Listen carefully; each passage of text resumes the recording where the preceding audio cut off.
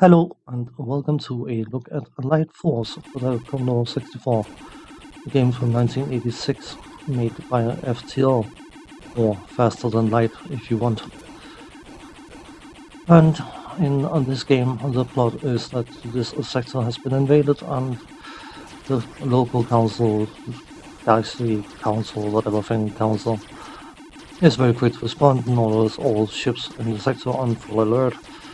Unfortunately, there's only one ship in that sector, and that is the Lightforce ship. It's just the ship we happen to control.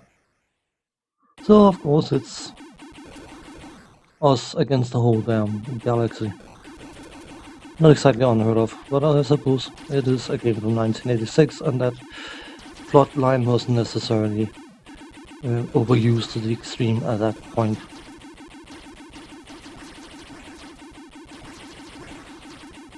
From a graphical point of view, it doesn't look too bad, to be honest, especially from a 1986 game. The enemies are somewhat unique, and the backgrounds are a bit modest in design and how they are drawn, but you have a good visual representation of what is baddies and what is not baddies, and what needs to be shot and what doesn't need to be shot. Basically, serving the purpose you would expect from the graphics. Sound design outside of the music, which of course I think most people will remember this game for, is decent enough. Nothing special, but nothing you can't manage to endure for extended periods of time. The controls are responsive, nothing special, but again, they do what they need to do. Now, of course, we have the overriding factor called gameplay, and the mission is to go through various different levels and blow up these installation things you can see. They're called groups in the game, and if you manage to destroy 4 full groups, you will be awarded an extra life. The problem, of course, is the fact that those groups are usually being covered by enemies which are coming down towards you, absorbing the shots that you would pump into the groups in order to destroy the groups.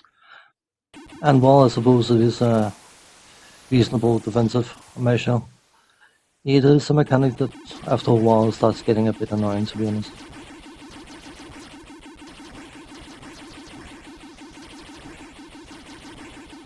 One thing that I noticed relatively early on in the game is the fact that shooters like this, you have to be able to identify waves, upcoming obstacles and whatnot, but the foreground or background, whatever, the ground level, whether you are in space or actually flying across a planet, seems to move independently of the waves, meaning that if you die at certain points, when you respawn, first and foremost, you don't have any invulnerability at all. There's no invulnerability frames. But it sort of disrupts the flow between background and foreground. Meaning, of course, that the enemy waves are being sent out at a certain pace, and the surface is scrolling at a certain pace, and that means that you can get into positions where trying to take on a group of installations becomes outright impossible, because you are required to not just deal with the normal shot blockers, but also deal with waves that trying to shoot at you at the same time. Of course, the problem with that is when you have the installations which will absorb your shots, then it becomes a bit annoying. Not challenging, but annoying more so than anything.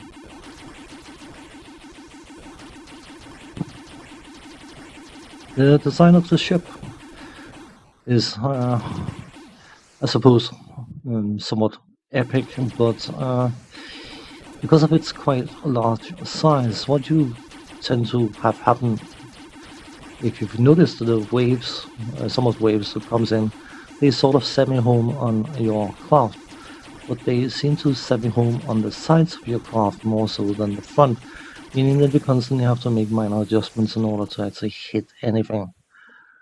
Which I suppose is nothing too complicated, it's nothing exactly taxing about that mechanic, but it is a distraction from blowing up the hoops or installations or whatever you call them, and it gets quite tedious after a while.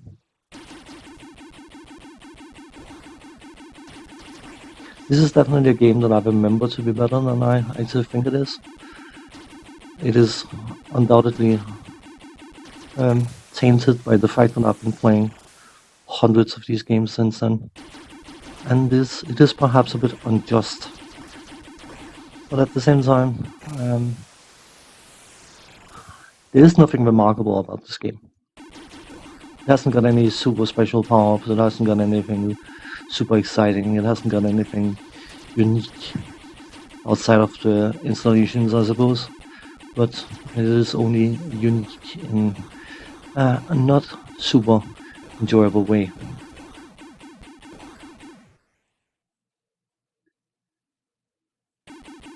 This is definitely a game that I remembered mainly because of Rob Hubbard's theme, and I think this is a game I will continue to remember mainly for that theme. It's not bad, it is an enjoyable little shooter, but it is not something that you couldn't get better and more exciting elsewhere. And I suppose from 1986 there wasn't an awful lot of competition in that field compared to these days, but it just doesn't hold up. And of course, this game, I will showcase towards the end of the video, owns the most obnoxious high score entry ever devised. The letters will come down randomly, and you have to shoot the letters to spell your name entry. Yeah. Wow. You can spend 5 minutes doing this, by the way.